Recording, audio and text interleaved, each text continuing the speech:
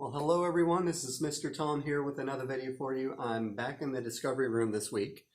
We're going to be learning about earthquakes this week, and I'm also going to show you how you can make a device that will measure an earthquake. It's pretty cool. It's pretty fun. All right, now first of all, have you ever been in an earthquake? Most of you, I'm guessing, probably haven't, but maybe some of you have. I've actually been through a few.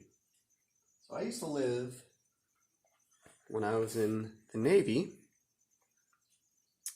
I lived right there, Japan.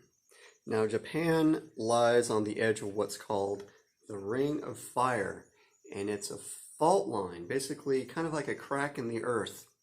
It's a fault line that goes all the way around the Pacific Ocean. That's why they call it a ring, and they call it a Ring of Fire because you get lots of earthquake activity. You also get lots of volcanic activity in a lot of those places around there. So Japan gets a lot of earthquakes, and I've actually been through a few. They weren't serious though. But in fact, there was actually an earthquake not too long ago in Kansas. It was in Hutchinson, Kansas, January of last year, 2019, it happened. Some people, including myself, actually felt it all the way up here in the Kansas City area. All right, now, going to show you as a demonstration, there are different kinds of waves that an earthquake can produce. So kind of think of like a wave that a moving water can produce, sort of the same thing with earthquakes. There are two main types of waves that we're going to talk about that I'm going to demonstrate with this slinky here. Okay, now watch carefully.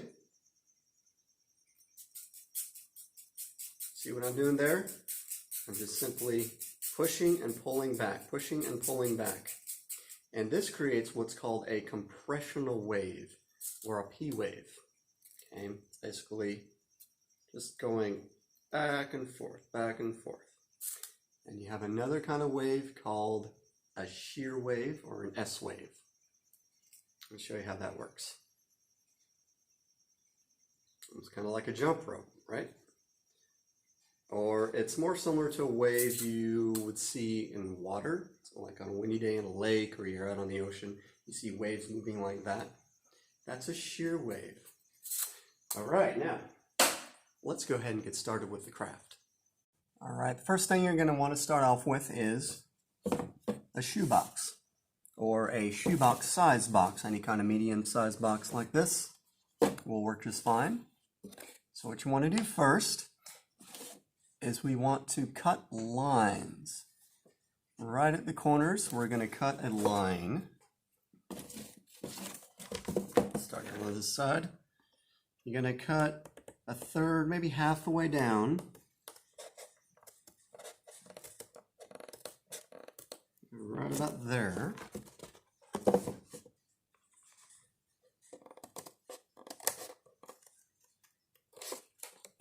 All right, let me show you up close what that looks like. So I didn't cut right on the corner, I cut just off to the side. This is maybe about half an inch or so, about a halfway down. And then another slit right here. Right now, I'm gonna do that on all four corners. All right, so I got those cuts on all four of my corners here. Set this aside just a little bit. Now you're gonna want 6 rubber bands. 5, 6. There it is. Ran off on me. All right, now what you're gonna do is you're actually gonna chain these together. You're gonna make 2 chains. Each chain is going to have 3 rubber bands attached. All right, let me show you. This part can be a little tricky. So you're gonna take a rubber band in your right hand, and you're going to slide that under, like this. Slide it under, grab that loop. Now you're going to take this loop, right here, that loop in my fingers right there. You're going to pull that over and tuck it inside the loop on the other side. I have to have nimble fingers for this. I've had to practice several times myself. Now all you do is pull, and see how those tie together like that. All right, now we want to do another one. Same exact move.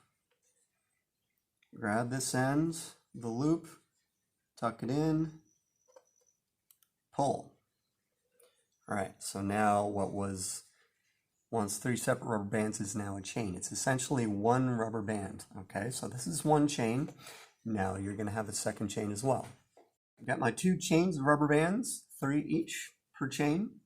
Now, bring the box back. Now, on those slits you cut at your corners, you're going to take one end of one of your rubber band chains. I'm just gonna slide it through there. All right. Now, to pull this tight, you're going to take the other end of your chain, stretch it out to the corner on the opposite side, but so it's a diagonal, like this. Okay, again, slide that down. Should be nice and secure and tight, about like that. And you want to make sure this is level, so you don't want one end of your rubber band chain to be up high and the other to be low. You want them to be as level as you can get them. Now with the second chain, you're going to do the same thing.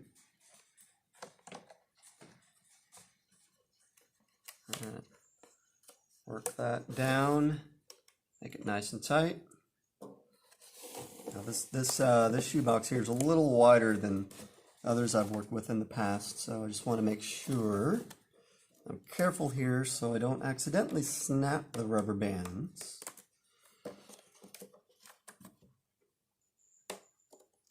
Okay, put that down there, pull it tight.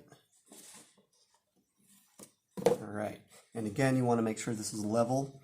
Once you're done with both chains, make sure that both of them are about the same level. Now, you'll notice that if you pry these apart, you see a little space in there, right?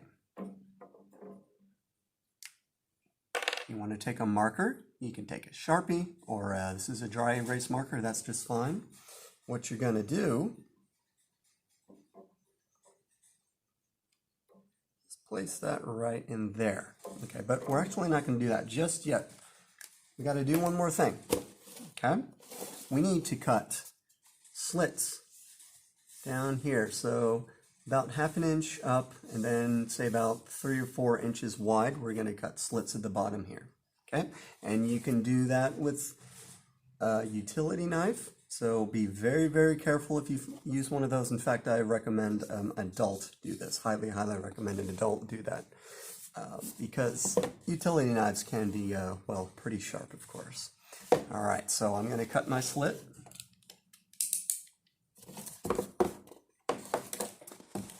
So I'm just going to show you how I'm going to make this. I'm going to make an incision right there, and I'm going to move that down, and then about 3 or 4 inches or so to the other side, making sure it's about level with that there. I'm going to make another incision. Okay, and that's going to work my way down, and then I am going to cut across this way. And you want to do that on both ends of your shoebox. And as you can see, I've got my slit right there, about 1/2 inch high. This is about 4 inches wide. Now, of course, since you're doing this on both ends, you want to make sure that your distance from the edge of the box to the one of the edges of your slit, and then the other end, is in line, or very close as you can get at least, with the slit on this end. You can use a ruler, of course, any kind of measuring device. All right, now, here is where the fun begins. You are going to take a slip of paper. So what I did was I actually just cut regular 8.5 by 11 sheet, cut them so that I have about this width, and then I use tape, just any kind of Scotch tape, or masking tape would be fine. I use Scotch tape, and I tape these together. So it kind of looks like a long receipt. In fact, if you do have a really long receipt, you can use that too. So what I'm going to do, and you might be able to guess how this works, is you're going to take your marker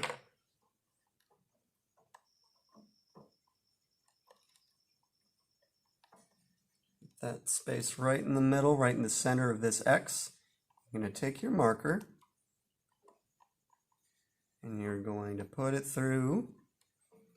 Now it's going to be suspended, kind of held in place by the rubber bands. And you want to have your marker positioned so it's just above. It's not touching the bottom of the box, just above it. Okay. In fact, maybe I'll go down just a tad bit more. Okay, so it is just barely over the top, not to open. So yeah, I moved it just a little bit and it touched the box. That's all right. Now, I'm holding my hands as still as I can, and yet it's still moving, isn't it? So you might be able to guess how this is going to work. Okay, so I'm going to take a slip of paper, and I'm going to slide it through. Let's move some of this debris out of the way. You want to make sure this is a pretty smooth surface on the bottom. I'm going to slide this through, and it's going to come out the other side. All right, now, watch what happens. All right, now to help me out here, I've got an assistant. What she's going to do is she's going to slowly feed that paper through, and as she does it, I'm going to start lightly shaking. Shake a little more. A little more. Now make a prediction. What's happening? The more vigorously I shake this strip, what kind of pattern is it making on that slip of paper? All right, I'm going to pull that through. Now, let's take a look. Let's take a look at our graph here.